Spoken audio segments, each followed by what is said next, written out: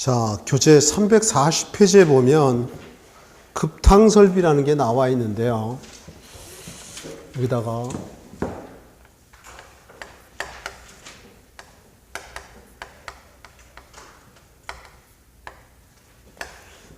이 급탕설비는 한 문제 정도가 꼭 언급이 되는데 거의 나오는 게 정해져 있다시피 한데 여기 좀 보시면요. 겨울철에 차가운 물로 머리 감거나 샤워하기 힘들잖아요. 그래서 뜨거운 물을 만들어서 목욕탕, 주방 이런 데 보내주는 설비를 급탕설비라고 한다는 거죠. 근데 이 급탕설비는 크게 개별식이 있고 중앙식 크게 이렇게 나누고 태양열 이용법 이런 게 있습니다. 개별식에 보면 순간 온수기 이 순간 온수기를 즉시 탕비기라고 하는 거죠. 그 다음에 저탕형 탕비기, 기수 혼합식 이렇게 구분하고요. 중앙식에 보면 직접 가열식이라는 게 있고 간접 가열식이라는 게 있어요. 이 개별식하고 중앙식의 특징이 서로 반대예요. 요 직접 가열식하고 간접 가열식도 특징이 서로 반대야. 내가 이건 노란색으로 한다는 얘기는 이게 더 중요하다는 거지. 만약에 하나를 뽑아라. 그럼 이 직접 가열식, 간접 가열식 정말 중요합니다. 그 정도로 많이 나왔어요. 물론 이것도 반대지만. 그리고 요거 개별식에 보면 요 기수혼합식을 좀 눈여겨봐야 돼. 이것도 몇 번 나왔죠. 이제 건축기사나 건축사 시험 같은 데는 태양열 이용법도 나와요. 우리 시험엔 거의 안 나와요. 혹시 몰라서 내가 간단히 언급을 할 겁니다. 이제 그림 그려가면서 설명을 할 건데 일단 보니까 요 개별식, 중앙식이 반대라고 했는데 요 개별식은 예를 들어 요 우리 강의실만 뜨거운 물이 나오게 하고 싶은 거야. 그러니까 급탕 규모가 작은 곳에서 손쉽게 고온의 물을 얻고자 쓰는 게 개별식이에요. 당연히 소규모에 쓰겠죠. 이해하려는 거예요. 머릿속에다가. 중앙식은 지하실 같은 곳에다가 급탕 장치를 해서 급탕 장치가 뜨거운 물을 만드는 장치야. 그래서 긴 배관을 통해서 필요한 곳에 뜨거운 물을 다 보내주는 게 중앙식이에요. 보나마나 대규모겠죠. 개별식, 중앙식 구분한다면. 이제 나머지 내용도 말로 할 겁니다. 이 개별식은 예를 들어 이 강의실만 뜨거운 물이 나오게 하니까 배관의 길이가 짧겠죠. 배관의 길이가 짧으면 설비비가 싸지겠죠. 이 배관의 길이가 짧으니까 열 손실도 조금밖에 안 생겨요. 열 손실도 작아요. 이해할 수 있어요? 그 다음에 이 강실에다가 뜨거운 물을 만드는 급탕 장치를 만들어내니까 우리 눈에 보이죠? 미관상 좋지 않다는 거예요. 당연히 소금에 쓰이고요. 이건 반대라고 했죠. 그러니까 지하실 같은 곳에 급탕 장치를 해서 긴 배관을 통해서 필요한 곳에 뜨거운 물을 보내주니까 배관의 길이가 길어지죠. 그럼 설비비가 비싸진다는 거예요. 열 손실도 많아지는 거죠. 배관의 길이가 길수록. 이해했나요?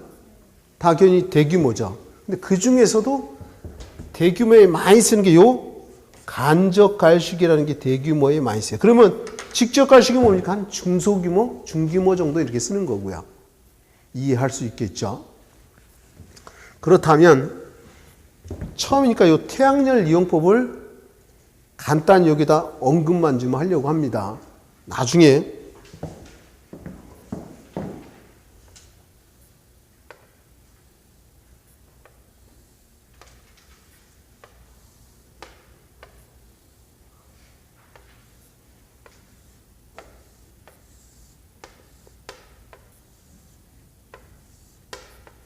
이게 태양열 주택이라고 한다면 태양이 뜨면 태양열이 내리쬐겠죠. 지붕에 보면 태양열 주택들 건물도 보면 약간 유리가 돼 있는데 약간 어두운 유리빛을 띠잖아요. 그죠? 태양열을 받아들이는 거. 요걸 갖다 우리가 집열판이라고 합니다. 집열판이라고도 하고 집열기라고도 해요. 태양열을 받는 거. 근데 왜 약간 어두운 빛을 띠냐면 만약에 어두운 빛을 뜬다는 얘기는 피복 유리를 뒀다는 거예요. 피복 유리. 무슨 소리냐? 피복 유리가 없으면 태양열이 왔다가 그대로 다 도망가 버려요. 그러면 안 되잖아. 그래서 피복 유리를 씌워서 못 도망가게 한다 이런 얘기야. 이 집열판, 집열기에도 보면 여러 가지가 있어요. 진공을 이용하는 것도 있고 직각으로 내리쬐는 거. 태양열의 직각으로 내리쬐는 평판형이라는 게 주로 많이 쓰이는데 무슨 소리냐면 여러분들이 혹시 옛날에 국민학교 세대도 있고 초등학교 세대도 있나 모르겠네요. 그 자연 시간에 여름방학 되기 전에 보면 선생님이 돋보기하고 까만 색종이 가져와서 운동장 햇빛 내리쬐는데 태양하고 돋보기하고 까만종이 넣으면 까만종이 연기 나는 건 봤어요. 불까지는 안 나더라고. 근데 이 면에 대해서 직각으로 내리쬐을 때 가장 많은 열 에너지를 흡수할 수 있어요. 각 지방마다 여기 지구가 있다. 태양이 있고 그러면 내리쬐을 때 요게 직각일 때 가장 많은 열 에너지를 받아낼 수 있다는 거지. 이런 위도의 직각인 평판형을 쓴다는 거고 그 다음에 태양열을 모았어요. 모아두는 공간이 있다는 거죠. 이걸 축열조 또는 축열기라고 합니다. 왜 모아둡니까 하면 태양이 안 뜨는 날은 없지만 어떻게 해요? 비가 온다면 태양빛을 받을 수 없잖아. 그때 떨고 있을 수 없잖아요. 그때 사용하려고 축열조라는 게 있다는 거죠. 또 여기에 보면 또 보조 에너지도 있습니다. 에너지. 예를 들어 장마철 연평균 0.1mm 이상 내린 날을 우기, 장마철이라고 합니다. 비우자서 우기라고 하는데 맨날 며칠 비가 다 계속 와. 그러면 축열조에 있던 거 다 썼어. 그래서 떨고 있을 수 없잖아요. 그때를 대비해서 보조 에너지도 있다는 거야. 이 실내 여러 공간이 있겠죠. 침실도 있을 거고 거실도 있을 거고 화장실도 있을 거고 부엌도 있을 거고 각 실로 보내줘야 되잖아요. 맞아요? 배열시켜준다. 배열기라고 얘기합니다. 순환 펌프를 이용해서 또 돌려줄 거고요. 이렇게 난방도 하고 태양열을 이용해서 난방도 하고 뜨거운 물도 만들어야 그게 태양열 이용법이다 이런 얘기야. 개념만 갖고. 건축사 가면 좀 더 깊게 배우는데 우리 시험엔 거기까지는 아직 안 나오고 나오지 않을 확률이 혹시나 몰라서 하는 거고 요거 순간 온수기라는 거예요.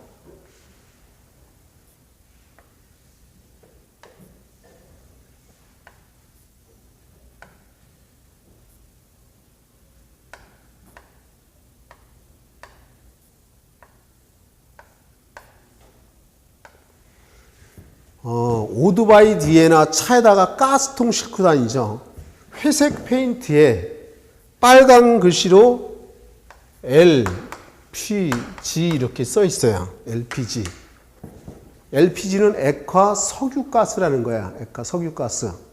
뭐 더 얘기하면 이거 같은 경우에는 LNG는 액화 천연가스라고 하는 거고 나중에 가스에서 자세히 배울 겁니다.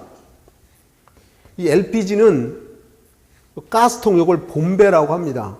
또는 배관이나 가스통 본배를 이용하는데 요거는 뭐냐면 요거는 뭐냐면 가스 버너예요. 가스 버너. 그러면 여기서 차가운 물을 급수를 합니다. 그러면 요 LP 가스를 이용해서 이 가스볼에서 불꽃을 튀기죠. 불꽃을 튀기면 요 물이 차가운 물이 여기를 지나가면서 순간적으로 급탕 뜨거운 물이 된다 이런 얘기예요. 이게 순간적으로 된다 해서 순간온수기, 즉시 된다 해서 즉시 탕비라고 한다는 거야. 여러분들 이발소나 미용실 가보면 머리 감겨주잖아요. 바로 뜨거운 물 나오잖아요. 왜 즉시 된다, 즉시 탕비, 순간적으로 된다, 순간온수기라고 한다는 거죠. 그러면 저탕형 탕비기요.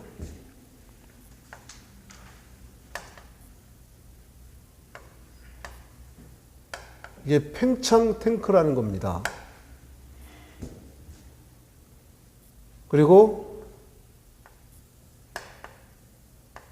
이게 급탕용 보일러. 우리가 지금 하는 급탕 설명이 당연히 급탕 보일러겠죠. 그죠? 그러면 차가운 물을 급수해서 저탕조에다가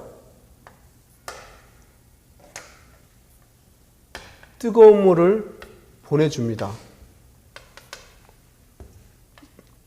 저탕조에서 필요한 곳에 뜨거운 물을 보내주는 거죠. 목욕탕, 주방 이런 데 보내준다는 거죠.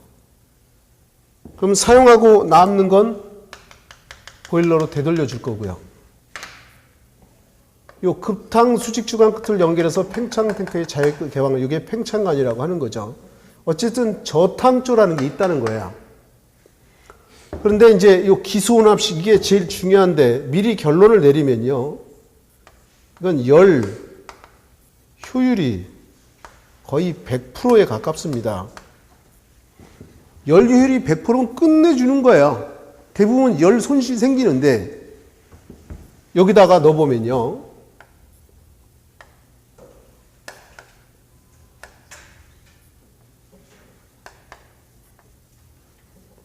이게 급탕용 보일러인데 여기다가 차가운 물을 갖다가 급수를 합니다.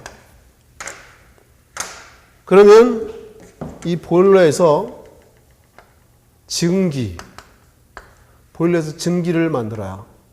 그래서 이 안에 보면 이 팽창 탱크는 차가운 물이 있어요. 차가운 물인데 이 안에다가 뜨거운 증기를 갖다 넣어요. 차가운 물에 뜨거운 증기를 넣으니까 칙칙 소리가 난다는 거죠. 근데 대신에 차가운 열매에다가 뜨거운 증기를 넣으니까 효율이 100%에 가까울 수밖에 없겠죠. 조금 전에 차가운 물에 뜨거운 증기를 넣으니까 칙 소리가 난다. 다시 말해서 소음이 크다 이런 얘기예요. 그래서 소음을 줄이기 위해서 스팀, 사일렌서라는 걸 설치한다. 스팀 사일렌서는 뭐냐면 소음기. 이게 소음기는 소리를 줄여주는 건데 여기다가 설치를 해요. 근데 영화 같은 데 보면 암살자들이 곤충 앞에다 두꺼운 거 이렇게 끼잖아요. 소리 나지 말라고. 또는 영화 같은 데 보면 막 비계 놓고 쏘기도 하고 소리를 어떻게 하면 줄일까 해가지고. 어쨌든 여기 좀 볼래요? 차가운 물에 뜨거운 증기를 넣으니까 이 물이 어떻게 돼요? 뜨거워지겠죠. 뜨거워지면 이제 필요한 장소에 보내준다 이런 얘기지. 목욕탕이나 주방인데 예를 들어서. 이게 기수혼합식이다. 이 개별식에서는 이 기수혼합식이 거의 다 나왔다. 그래서 이제 중앙식에 보면 직접가식, 간접가식이 특징이 반대라고 했는데 여기다 넣어보면요. 이거하고 약간 비슷한데 개념은 사실은 이건 하나의 통 안에 다 있어요. 하나의 통 안에 있는데 그러면 여러분들 헷갈릴까 봐 내가 이렇게 표현하는 거고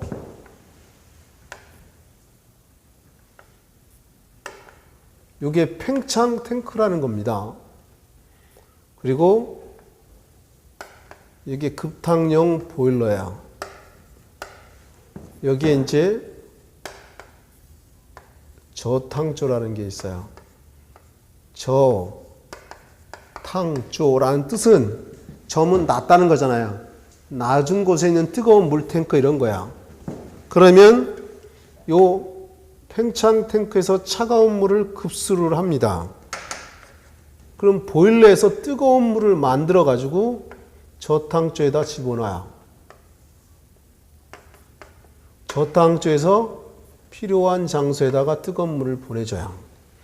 이게 급탕 수직 주관, 이건 급탕 수평 주관, 합쳐서 급탕 주관. 목욕탕 주관인데 보내준다니까 예를 들어서. 그러면 식으면 차가운 물은 다시 보일러로 되돌려줘야 되겠죠. 요 되돌려 주는 관이 복기관이라 그래. 이 복기관은 반탕관 이렇게도 불러요. 반탕관. 남자들은 군대 휴가 나왔다가 부대로 다시 복귀한다라고 하죠. 들어봤을 거야. 또는 바둑 좋아하시는 분은 바둑 아마 5단 정도 되면요. 자기가 처음부터 뒀던 걸 다시 둘 수 있어요. 나는 아마 5단이 약간 부족해요. 기분 좋으면 7단까지도 가고 안 좋으면 2단까지도 떨어지고 3단까지도 가기도 해요. 어쨌든 간에 다시 뜨거운 물이 차가워지면 다시 보일러를 넣어서 뜨겁게 다시 만들어 보내준다 이런 얘기죠. 요 급탕 수직 주관 끝을 연결해서 요 팽창 탱크의 자유 개방하는 게 요게 팽창관이다. 요거는 팽창 탱크고. 그럼 이제 설명을 해볼게요. 이게 왜 직접 가열식입니까? 라고 물어본다면 뜨거운 물을 보일러에서 직접 만들어야 뜨거운 물을. 좀 이따 보면 간접 가식 보일러에서 뜨거운 물을 만들지 않습니다. 그리고 우리 첫 시간에 0도씨 물이 0도씨 얼음으로 바뀌면 체적이 9% 증가한다. 4도씨 물이 100도씨로 가열되면 체적이 4.3% 증가한다. 100도씨 물이 100도씨 증기로 바뀌면 체적이 1700배 증가한다. 뜨거우면 늘어난다 이런 얘기야. 네, 여기 급탕 설비에 쓰는 물의 온도가 보통 60에서 70도씨 물을 써요. 그러면 보통 가정집에 있는 급수관이 있죠. 상수건에 나오는 물은 물의 온도가 한 15도씨예요. 이 물을 갖다 이렇게 가열해서 쓴다는 거지. 목욕도 하고 주방에 닦기도 하고. 그럼 뜨거우면 늘어날 거 아니에요. 늘어나는 걸 감당 못하면 이 배관이 터져버릴 거다 이런 얘기지. 그래서 늘어나는 건 요 팽창관을 통해서 여기로 들어가 버리라 이런 얘기지. 이 팽창관은 일종의 안전관의 역할을 하는 거예요. 안전관의 역할. 딴짓하면 안 돼. 처음 듣는 사람은. 그 다음에 이게 물만 늘어나는 게 아니라 이 배관 안에 이상압력, 공기압력을 해요. 이상압력이 생기면 그 공기압력도 빼주는 역할을 한다. 이 팽창 탱크를 우리가 팽창 수조, 수조가 물탱크 이런 뜻이에요. 또는 중력 탱크 이런 표현도 써요. 여기 또 중력에서 여기다 공급하잖아요. 그죠? 그리고 내가 이런 얘기 했어요. 설비 처음부터 끝날 때까지 공통사항이 차가운 건 뜨거운 게 왔다 갔다 하는 것보다 관해질이 치수 작은 거 쓴다 그랬어요. 거꾸로 뜨거운 게 왔다 갔다 하는 건 차가운 것보다 관해질이 치수 큰 걸 쓴다 그랬고, 요게 급수관이죠. 요게 복기관이잖아요. 그죠? 차가운 게 왔다 갔다 하죠. 이 급탕주관은 뜨거운 게 왔다 갔다 하잖아요. 그죠? 표현할 때 이렇게 합니다. 급수관이나 복기관은 급탕주관보다 한 치수 작은 관을 쓴다. 거꾸로 표현해보면 급탕주관은 급수관이나 복기관보다 한 치수 큰 거 쓴다. 요 급탕주관하고 팽창관하고는 동일경을 쓴다. 이 동자가 같을 동자야. 사실 동무 그러면 저 이북에서 쓰니까 안 좋은 거죠. 원래 의미는 같은 동 좋은 뜻입니다. 이북에 쓰니까 우리 지금 안 쓰고 있지만 동일경, 지름이 똑같은 걸 쓴다. 왜? 늘어나는 거 바로 들어가라 이거야. 이해할 수 있겠죠. 또 좀 더 얘기하면 요 급탕 수직주관 끝에서 요 팽창 탱크까지 요 높이가 5m 이상으로 해라 이런 규정도 있어요. 한 김에 이 팽창 탱크가 개방식도 있고 밀폐식도 있어요. 개방식만 5m 이상 이런 규정이 있어요. 밀폐식은 이 팽창 탱크가 보일러 옆에 있어도 관계없어. 다시 말해 밀폐식은 설치 위치 제한을 안 받는다 이런 뜻인 거야. 그럼 이제 직접 가열식이라는 걸 바꾸면 간접 가열식을 보면 완전히 비교될 겁니다.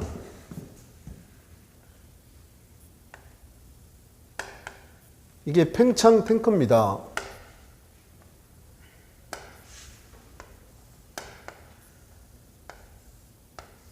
이거는 저탕조야.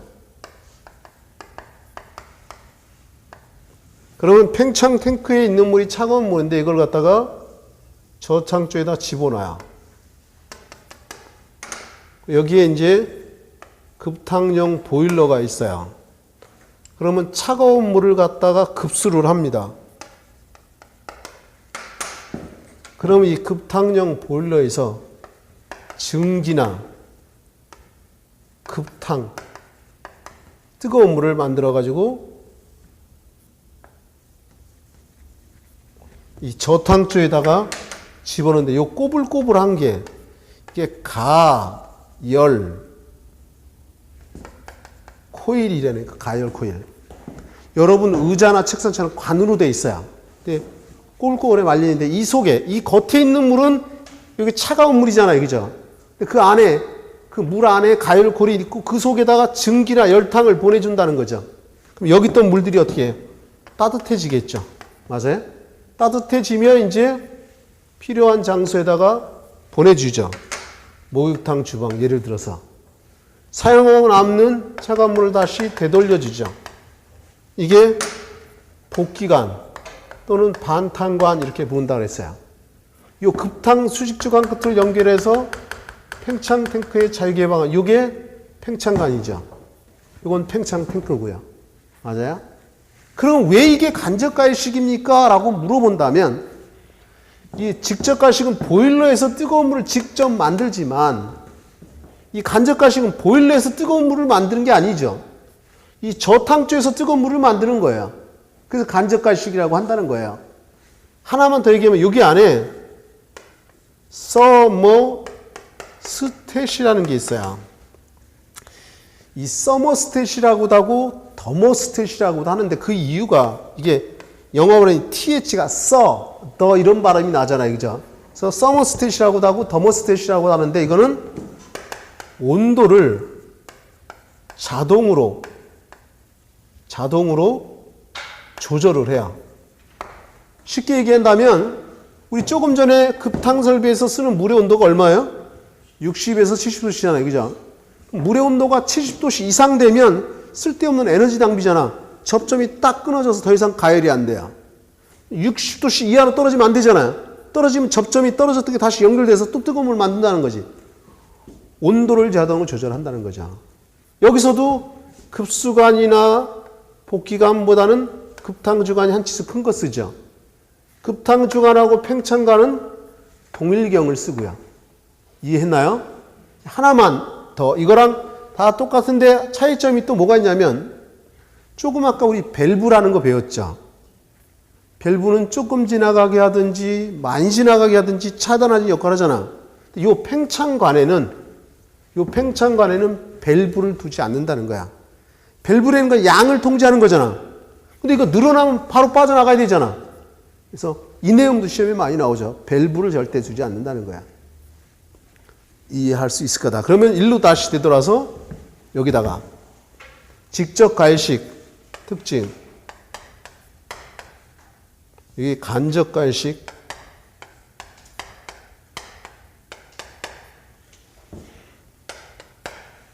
특징을 한번 보면 일단 첫째, 이거는 스케일이 물대입니다. 물대. 스케일이 많이 낀다. 여기 보면 이게 직접 가열식이잖아요. 그죠? 보일러에서 직접 가열하다 보니까 보일러에 스케일이 많이 낀다 이런 얘기야. 이렇게 생각해 보자고요. 여성분들은 다 아실 거야. 주전자 같은 데다가 물 오래 담가 놓으면 안에 만져보면 미끌미끌 하잖아요. 이게 물때입니다. 우리 혈관으로 말하면 아까 이물질 끼면 스케일이 낀다 그러는 거야. 고혈압. 이해하시나요? 보일러에서 뜨거운 물을 직접 가열하니까 이 보일러에 스케일이 많이 낀다는 거야. 그럼 좀 더 앞에서 배운 걸 연장시켜보면 우리가 물을 갖다가 탄산 칼슘에 의해서 구분을 했죠.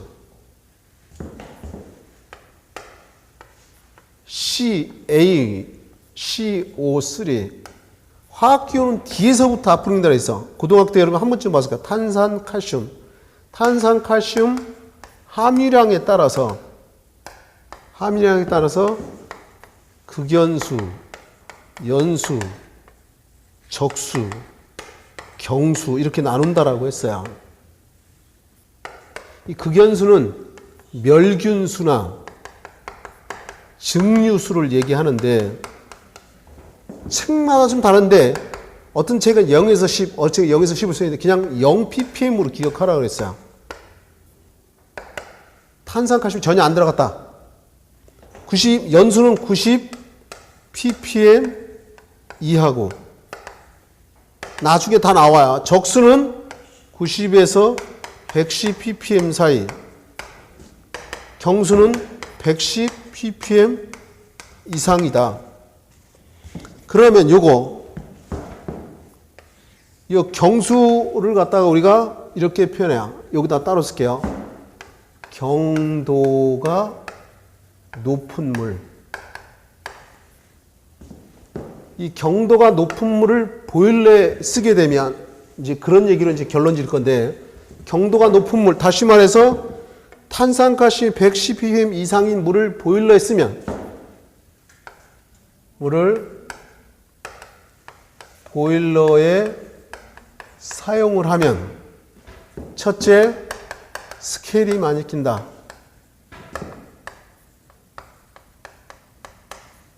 두 번째, 스케일이 많이 끼면 과열의 원인이 된다. 보일러가 과열된다 이거. 보일러가 과열되면 효율이 저하된다 이거죠. 효율이 저하되면 어떻게 되냐? 일찍 간다. 수명이 짧다. 내가 이런 얘기 했었어요. 이왕이면 요 순서대로 외워라. 앞에 거 보면 뒤에 게 연상되는 게 좋은 거다 이거지. 스케일이 끼니까 과열되면 효율이 저하되고 일찍 가더라. 수명이 짧아진다. 그럼 내가 최종적으로 얘기하려는 게, 직접 가열식은 보일러에서 직접 뜨거운 물을 가열하다 보니까 보일러에 스케일이 많이 낀다는 거야. 스케일이 많이 낀다는 결론적으로 보일러의 수명도 짧아진다는 거야. 효율도 저하된다는 거야. 이해할 수 있나요? 이것도 다 포함한 내용인 거다 이런 얘기인 거야. 이건 반대라고 했으니까 이거는 스케일이 작게 낀다 이런 얘기겠죠. 맞아요? 그 다음 이거는 가열 코일이 필요치 않다. 여기 보시면 돼요. 간접 가식은 요 가열 코일이라는 게 있지만 직접 가식은 가열 코일이 없잖아요. 그죠? 가열 코일이 필요 없다. 근데 이거는 가열 코일이 필요하다 이거죠. 그죠? 세 번째 내용은 이런 거야. 좀 긴데, 건물의 책에 다 써 있어요. 높이가 높으면 고압 보일러가 필요하다. 건물의 높이가 높으면 이 직접 가열식을 쓸 수가 없기 때문에 고압 보일러를 갖다 놓고 설치하면 쓸 수 있다 이런 뜻인 거야. 근데 이거는 반대니까 건물의 높이가 높아도 고압 보일러가 필요치 않더라 이거야. 다시 건물이 높아도 저압 보일러로 충분하더라 이런 얘기죠. 그 다음 이거는 내가 아까 그랬죠. 대규모 건물에 사용하는 거다. 대규모 건물에. 마지막으로 여기 좀 볼래요. 문장이 길어. 예를 들고 쓸 거야. 내가 좀 빨리 쓰고 많이 쓰다 보니까 흘겨 쓰지만 내가 말로 다 해주니까 이해할 거야. 교수님, 천천히 좀 또박또박 써주세요. 그러면 시간이 많이 걸려. 내가 그 얘기 했나요? 내가 군대에서 차트 병했어요. 글씨 잘 쓰면. 제가 원래 펜글씨 잘 써요. 흘겨 쓰니까 시간이 좀 있지만. 자, 얘기합니다. 우리 집이 만약에 증기 보일러를 쓰는 집이야. 증기 보일러 쓰는 집인데 뜨거운 물을 만들기 위해서 급탕 장치를 할 필요 없어요. 그 증기 보일러 그대로 이용해서 뜨거운 물을 만들 수 있어요. 이 특징이 간접 가식이. 그래서 이렇게 표현합니다. 증기. 지금 애우라는 뜻이 아니라 이해하라는 거예요. 증기 보일러를 갖는 건물에서는 급탕용 보일러를 따로 설치하지 않는다. 따로 설치하지 않으니까 결론적으로 돈이 조금 들어간다는 얘기도 들어가는 거죠. 한 번에 다 할 수는 없지만 중요한 건 그래요. 우리 큰딸이 그런 얘기 하더라고. 그 얘기 했나? 대학교 졸업하고 1년 직장 생활 하다가 아빠 저녁 있는 삶을 살고 싶어요. 그러더니 2년만 달라고 그러더니 지금 공무원 공부해요. 우체국 공무원 한다고. 근데 그 우체국 공무원 하는데 에듀윌 걸 틀어서 봤는데 도대체 뭔 소리인지 못 알아먹겠다는 거야. 얼마나 답답하겠어요. 모른다는데. 우리 막내가 셋째가 의대 2학년 지금 다니고 있어요. 근데 저번에 와가지고 그런 얘기 하더라고. 자기는 강의하는 걸 녹음을 한대. 일주일에 보통 22시간에서 24시간을. 다 의대 가려면 전국 1% 안에 들어요. 전교 1등은 당연한 거고, 그런 머리 좋은 애들이 너무 양이 많으니까 의대가. 막 교수님 혼자 나간다는 거야. 못 알아듣는 게 많다는 거야. 그럼 최소한 22시간에서 24시간은 녹음했다가 자기는 다시 그걸 듣고 찾아가면 이해 안 되면 다시 찾고 이렇게 해서 공부한다는 거야. 마음이 너무 짠하더라고. 내가 왜 의대 가라고 했나 이런 생각도 들더라고. 그래서 용돈 10만 원을 집사람도 모르게 누나들은 안 줬거든 내가. 용돈을 매달 30일 되면 10만 원씩 더 빠져나가게 내가 해줬어. 중요한 건 내가 무슨 얘기 하려고 하냐면 들으면 알 수 있는다는 건 정말 중요한 거예요. 들어도 모르면 그만큼 힘든 거고 몇 배 힘든 거고. 내가 이 소리 하는 이유는 잘 들어보세요. 내가 강의 30년 됐다고 많이 한다고 잘한 거 아니지만 쉽게 설명해. 그림 그려가면서. 그럼 이 파트 한 번 쫙 책이 이제 다음 주서부터는 이제 입문반이 아니라 이제 정상적인 기초반으로 들어가서 수업을 진행하는데 자, 이 책은 끝날 동안 들어보면 흐름이 잡혀. 예를 들어 10개다 그러면 5개만 이해해도 내가 합격시켜 줄 수 있다 그랬어. 두 번째 심화 과정 들어오면 한 7, 8개 알아요. 문제풀이반 들어가면서 이제 100%가 만들어지는 거죠. 아무리 어렵게 나와도 보통 65점 넘어가게 해주고 보통 80점 막 해준다 그랬어요. 근데 내가 이 소리 하는 이유는 그거야. 개중에 보면 아까 원장님도 그 얘기했어. 잔머리 굴린 거야. 나는 특별하다는 생각하는 거. 절대 그러지 마요. 가정분들 할 때까지 성실하게 쫓아오면 돼. 지금 모의고사 봐서 점수한다고 신경 쓰지 말고 과정이니까. 중요한 건 합격이잖아, 이거죠.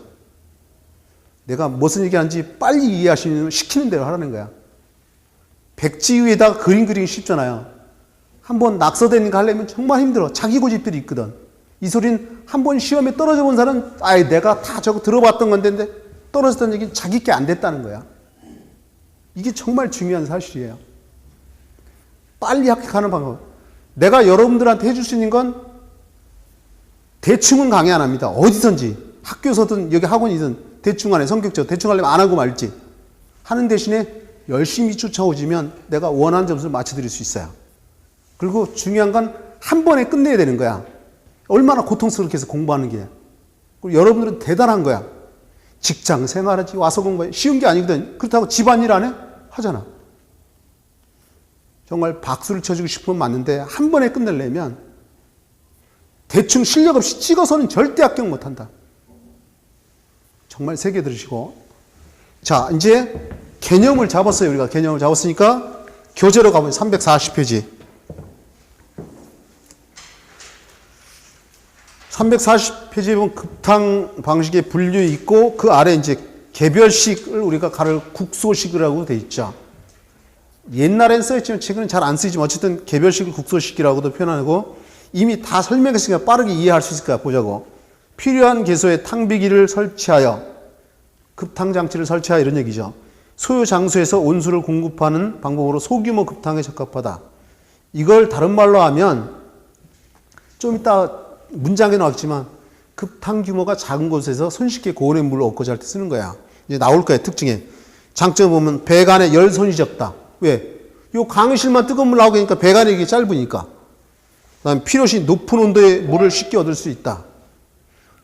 옆에 계속되죠. 급탕 기소가 적을 경우에 시설비가 저렴하고. 이 소리는 거꾸로 뒤집어 보자고. 여기 좀 볼래요? 요 강의실만 난방하고 뜨거운 물 만들고 싶은데 이 강의실 같은 게 여러 개가 있어. 그럼 도리어 중앙식보다 더 비싸게 들어갈 수 있다 이거야. 이해할 수 있나요? 그 다음에 네 번째, 소규모 건축물에 적합하고 급탕기소의 증설이 비교적 쉽고, 단점은 급탕기소마다 탕비기 설치 공간이 필요하다. 당연한 거죠. 급탕 규모가 크면 비효율적인 거고, 수압 변동 시 반응이 불편하고 가스탕을 설계하고 제약이 많고, 그런가 보다 하시면 돼요. 이제 그 아래 종류, 즉시 탕비기, 순간 온수기요. 가스나 보기만 하는 거야. 처음이니까 보는 거야. 나중에 이제 안 볼 거야, 이거는. 가스나 전기로 가열시켜 직접 온수를 얻는 방법이다. 가열 온도가 60에서 70도씨. 아까 내가 얘기했죠. 상수도 간에 나오는 건 15도씨인데 이걸 60에서 70도로 가열해서 쓴다는 거죠.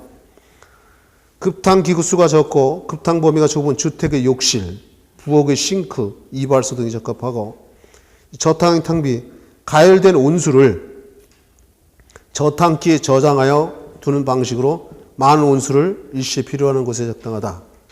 많은 온수를 쓴다는 얘기면 학교라든가 근데 많이 쓸 거 아니에요, 그죠?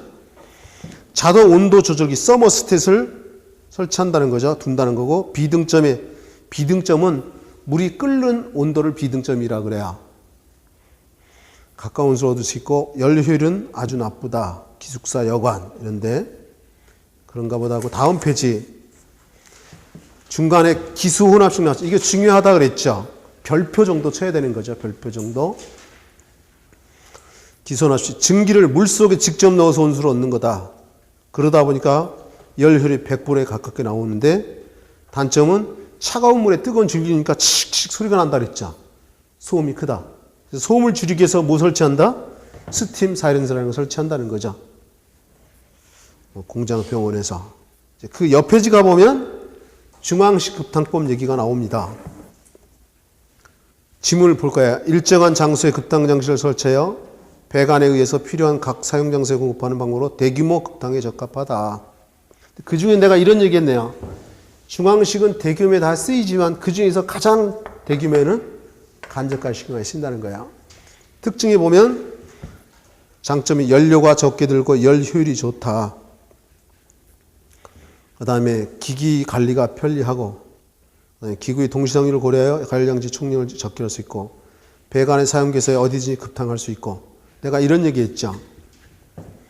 지하실 같은 곳에 급탕장치 해놓고 긴 배관으로 필요한 것을 다 보내준다라고 했잖아요. 그죠? 그 다음에 단점을 보면 설비 규모가 커 설비비가 많이 든다. 전문 기술자가 필요하고, 급탕 공급관이 길어 열 손실이 커지고, 시공 후에 기구 증설에 따라 배관 변경 요소가 어렵고, 이런 것들이 중앙식인데, 이제 세부적으로 내가 시험에 요거 직접갈식, 간접갈식 요게 더 중요하다라고 얘기해 있죠. 제일 중요하다고. 이제 직접갈식을 보면 온수 보일러에서 직접 가열하여, 여기 보시면 직접갈식이 여기 보일러잖아요. 그죠? 여기서 직접 가열한다 이런 얘기죠. 저탕조를 통하여 수정까지 공급하는 거죠. 여기 보면 여기 보일러에서 뜨거운 물을 가열한 다음에 저탕조를 거쳐서 보내준다 이런 얘기죠. 열효율 면에서 경제적이고 소규모에 적합하다. 이 소리는 뭐야? 우리 보통 중앙식이 대규모라고 했는데 소규모라는 표현도 있잖아. 이 소리는 아까 이건 대규모라 그랬죠. 그러니까 이건 중규모 정도 된다라고 생각하시면 된다 이런 얘기예요. 그 다음에 수질에 의해 보일러 내면에 스케일이 생겨서, 이 소리는 여기 좀 볼래요? 아까 물을 갖다가 탄산칼슘 함유량에 따라서 구분하는데 극연수, 연수, 적수 경수인데, 이 경수는 탄산칼슘이 110ppm 이상이라 했죠. 이거를 보일러에 쓰면 스케일이 많이 낀다. 과열이 여인되고 효율이 저하되고 수명이 짧아진다 이런 얘기 했잖아요. 그죠? 그 의미가 그거다, 그지? 수질에 의해 보일러 내면에 스케일이 생겨서 효율이 저하되고 보일러의 수명이 단축된다. 이해할 거야.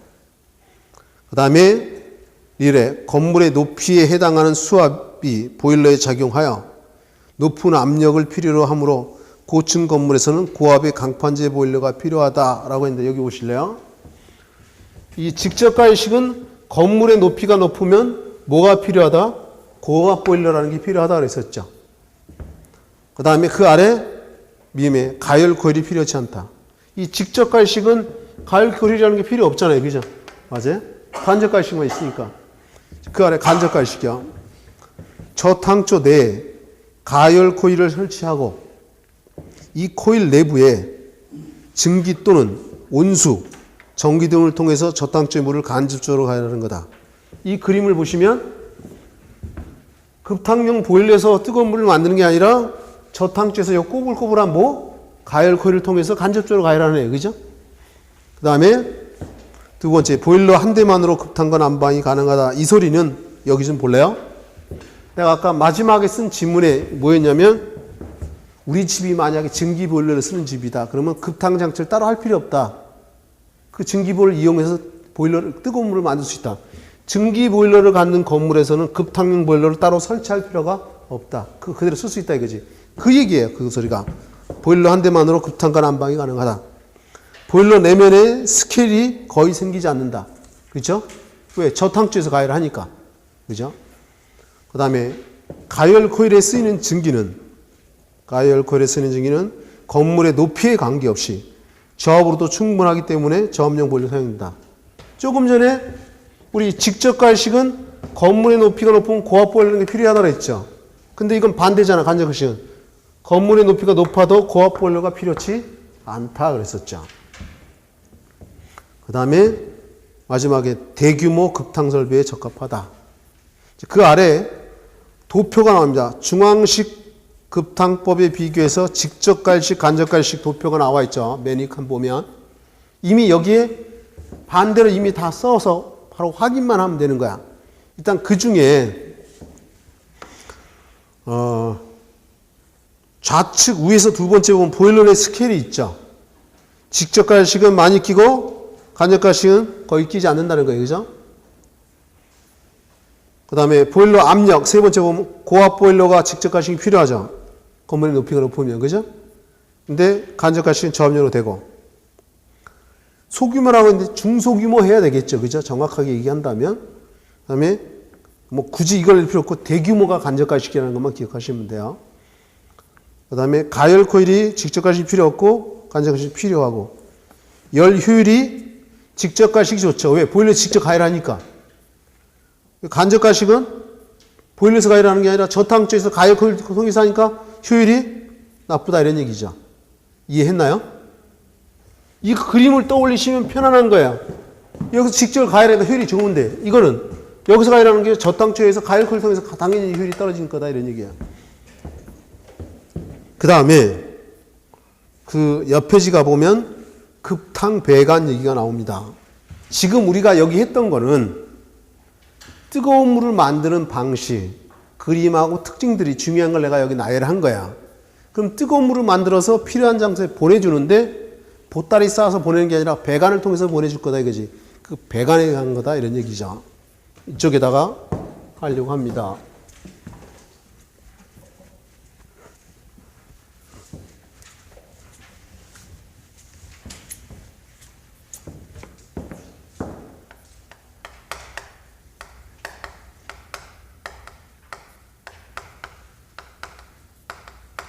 뜨거운 물을 만들어서 필요한 장소에 보내는데 크게 두 가지로 단관식이라는 게 있고 순환식. 이 단관식은 이 단이 홀로 단자니까 일관식이라고도 하고요. 이 순환식은 관이 두 개이기 때문에 이관식이라고도 하고 복관식이라고도 해요. 미리 결론 내리면 요 단관식하고 복관식, 순환식의 특징이 서로 반대야. 그래서 이게 시험에 중요한 거고 별표 정도 들어가는 거야. 시험에도 많이 언급이 됐고. 그러면 그림을 내가 여기다 그려서 비교할 거야. 자,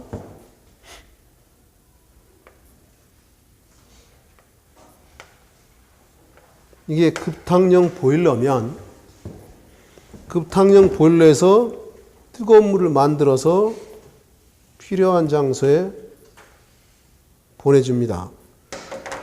예를 들어서 여기 세면기가 있다라고 해보자고. 세면기.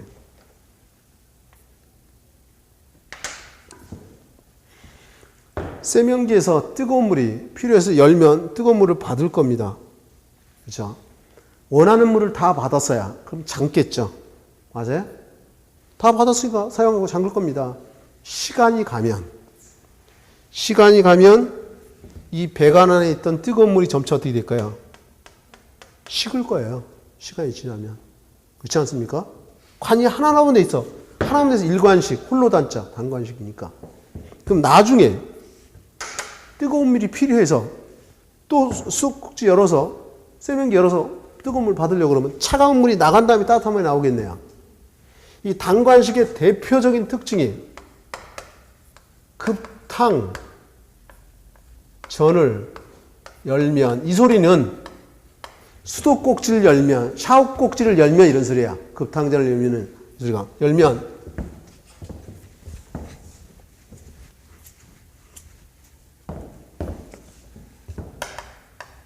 차가운 물이 나온 후에 따뜻한 물이 나온다. 이게 중요하다. 차가운 물이 나온 후에 따뜻한 물이 나온다. 그러면 반대로 이것도 비교해 볼 겁니다. 자, 이번에는 이게 저탕조예요. 저탕조. 자, 저탕조가 뭔지는 알잖아요. 이 저탕조를 기준으로 해서 회로 배관되어 있어요. 회로 배관되어 있다는 얘기는 배관이 왕복으로 깔려 있다는 거야. 관이 두 개다 이거지. 그래서 이관식, 복관식, 순환식 이렇게 부른다 이런 얘기죠. 그러면 수도꼭지를 세면기를 열어가지고 뜨거운 물 원하는 만큼 받았어요. 다 받았으면 잠글 거예요. 그죠? 잠갔습니다.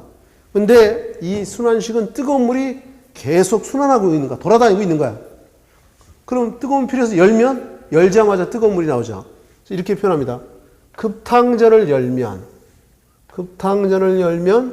곧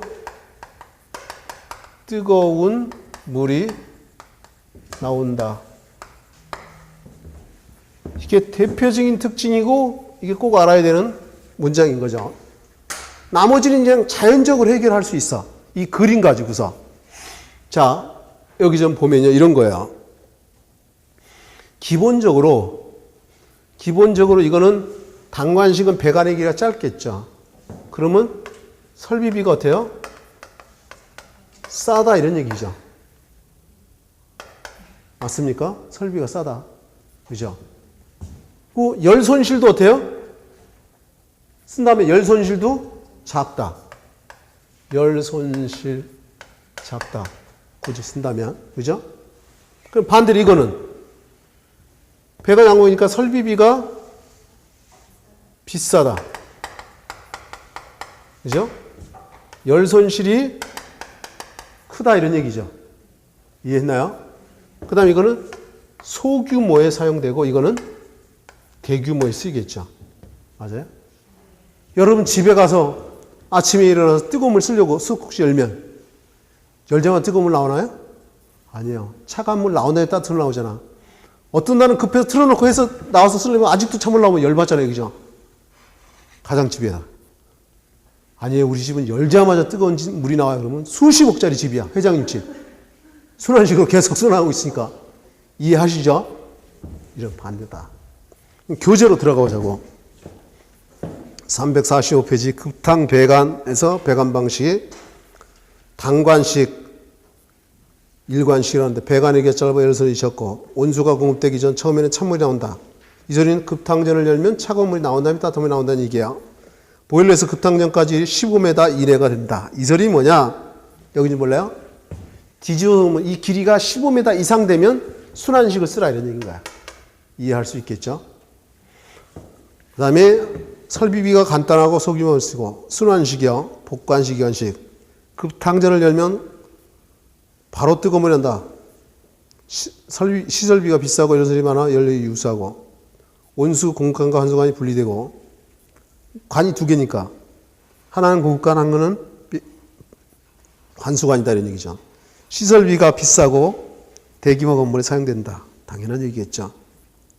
그 아래 그림 밑에 보면 공급 방식에서 역환수 방식, 리버스 리턴 방식이 나오는데 이것도 별표 정도는 할 정도로 중요한 겁니다. 역환수 방식, 리버스 리턴 방식.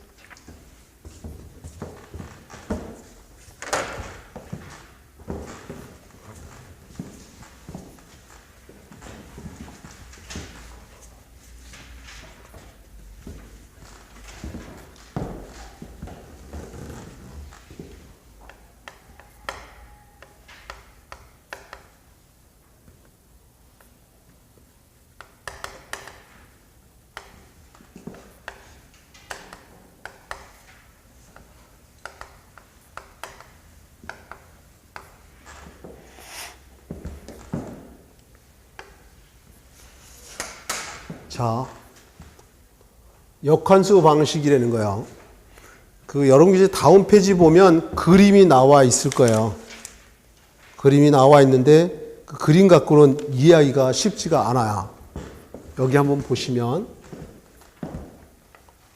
이게 보일러라고 하고요. 뜨거운 물을 만들어 가지고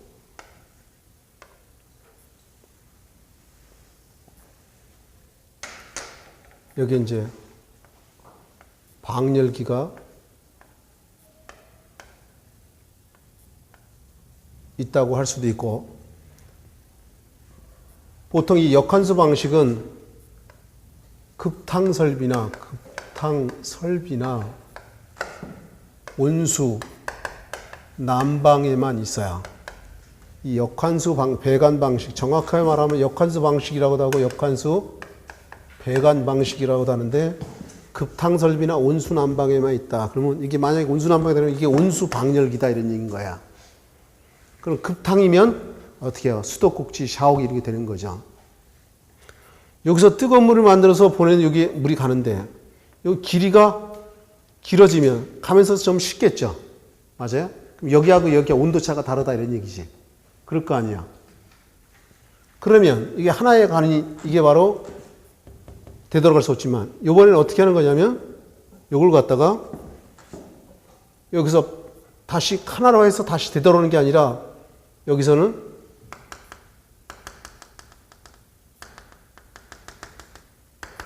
쉽게 해서 관을 두 개에서 요 길이나 길이를 거의 비슷하게 만들어줘요. 그래서 온도가 둘 다 비슷하게 만들어주는 거야. 그래서 그 지문을 보면 이제 역환수 방식이야. 역환수 방식, 리버스 리턴 방식이야. 하향식의 경우 각 층의 온도차를 줄이기 위하여 층마다 순환 길이를 갖게 하도록 반탄관을 역회전시켜. 예를 들어서 아까 처음에는 이렇게 하나만 하면 요 길이하고 요 길이하고 길이가 다르잖아요. 그죠? 온도차가 생기는데 요번에 와서 이렇게 되돌려주고 또 여기 와서 되돌려주고 요 길이하고 요 길이를 갖다 서로 이거 전체 길이를 비슷하게 해주는 거야. 그래서 온도차를 줄여주는 거다 이거지. 그래서 거기 보면 이제 다시 한번 보자고요. 하향식의 경우 각 층의 온도차를 줄이기 위하여 층마다 순환 길이를 갖게 하도록 반탄관을 역회전시켜 배가는 방식이다. 각 층의 온수 순환을 균일하게 할 목적으로 한다. 이게 제일 중요한 점이에요. 온수 순환을 균일하게 한다. 온수 순환을 균일하게 한다. 거기다가 밑줄 치시고 온수 순환을 균일하게 한다에다가 밑줄 치시고 이렇게도 써놓으세요. 온수의 양을 균일하게 분배한다. 온수의 양을 균일하게 분배한다. 시험에는 요 문장으로 많이 나왔어요.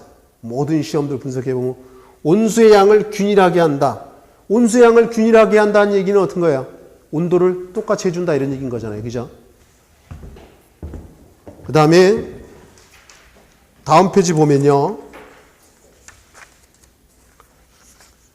거기에 안 썼으니까 써놓고 가자고요. 그 여러분 책에는 없는데 이 역환수 배관 방식이 어디에만 있는 거야? 급탕 설비나 온순한방에만 있다는 거야.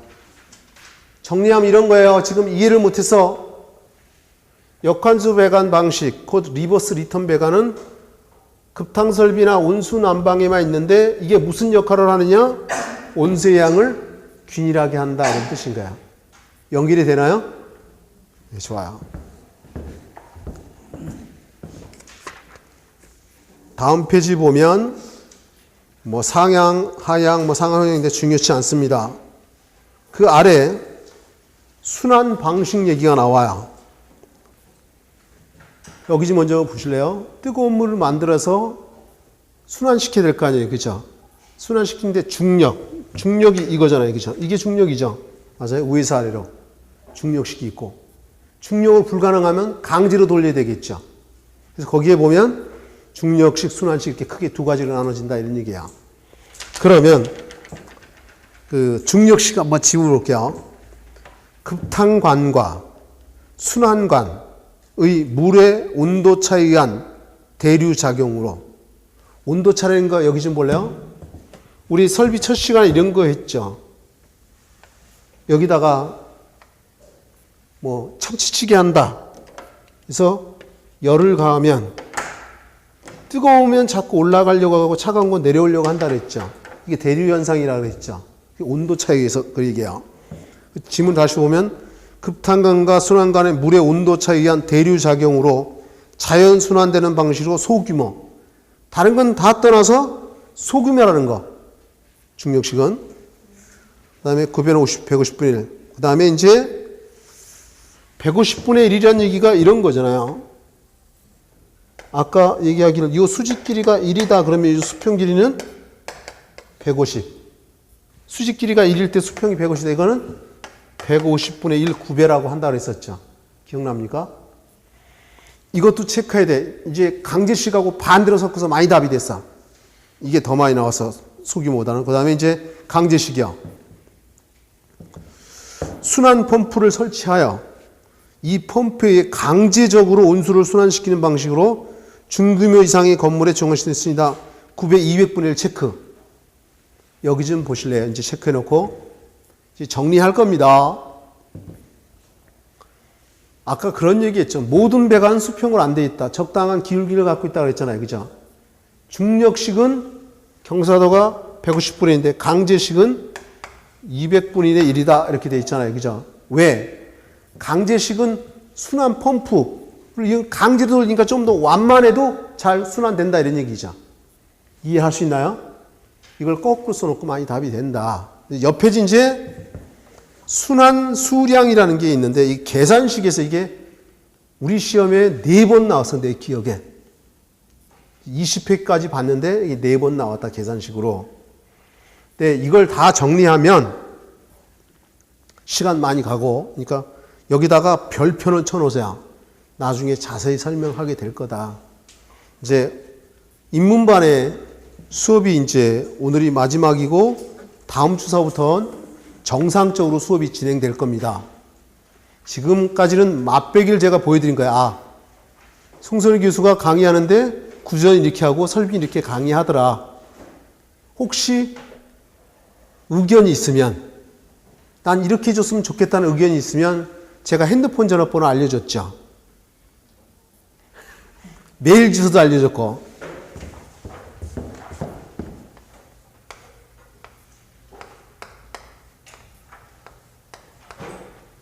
제 이름이 송성길이고요. 전화번호는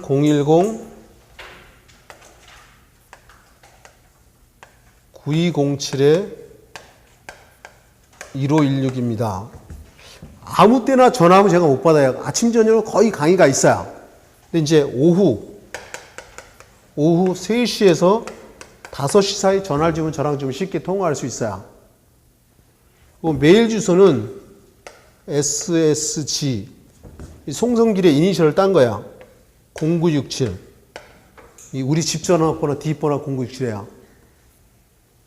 골뱅이 한메일.net입니다. 뭔 소리인지 아시죠? 이렇게 해서 의견을 주시면 제가 거기에 반영해서 다음 수업부터 이제 좀 하려고 한다. 되시겠죠? 애쓰셨고 다음 시간에 건강무술로 다시 뵙자고요. 여기까지 하겠습니다.